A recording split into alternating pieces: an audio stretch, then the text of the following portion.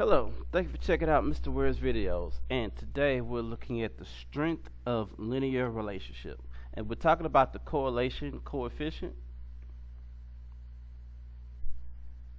right here. Okay, and basically it has a number, and that number is represented or designated by R, and it is a number that is arranged between -1 and 1 that indicates how well a regression equation truly represents the data being examined.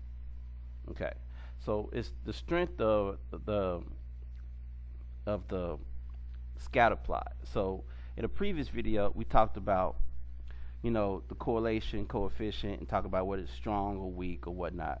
Now we're giving it a number where if it has zero correlation, then it's or has no correlation, then it's zero.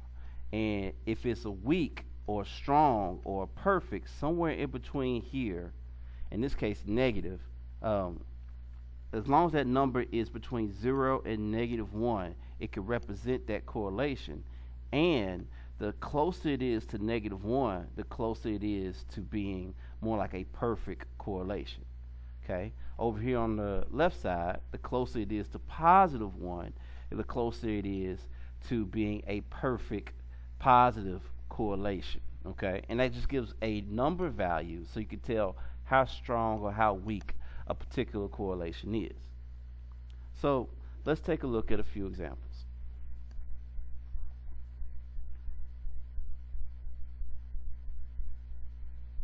Alright, so it says, which in the following regressions represents the strongest linear relationship? So watch out for these words. You got to pay close attention. This one says strongest.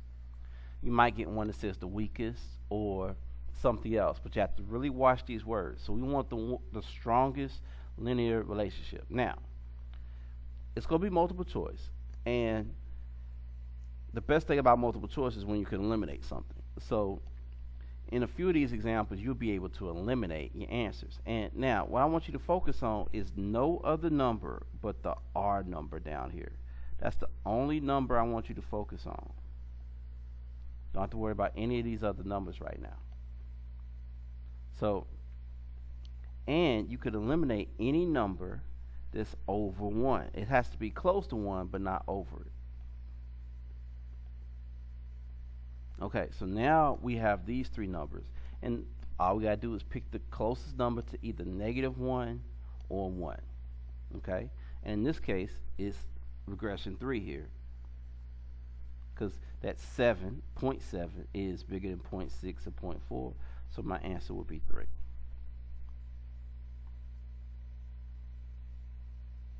All right, let's look at another example. Okay, which of the following regressions represent the strongest negative linear relationship between x and y? So we got multiple choice, and we're going to eliminate. Okay, so the first thing we're going to do is eliminate anything that has a 1 or a -1, because it has to be less than -1 or less than +1. Okay, next, since it says negative, we will eliminate anything that is positive. And that is just leave these two, and we're going to pick the strongest one, which is regression number 2.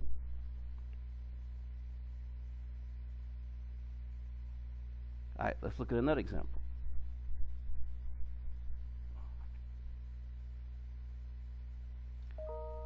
Okay, now on this one, we got the strongest positive linear correlation. Strongest positive linear correlation. Okay, so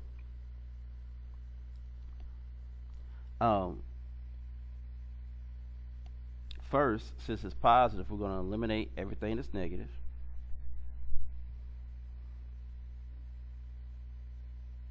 Okay, and then between these two that's left, we're going to pick the one that is the closest to +1, which in this case is regression 4.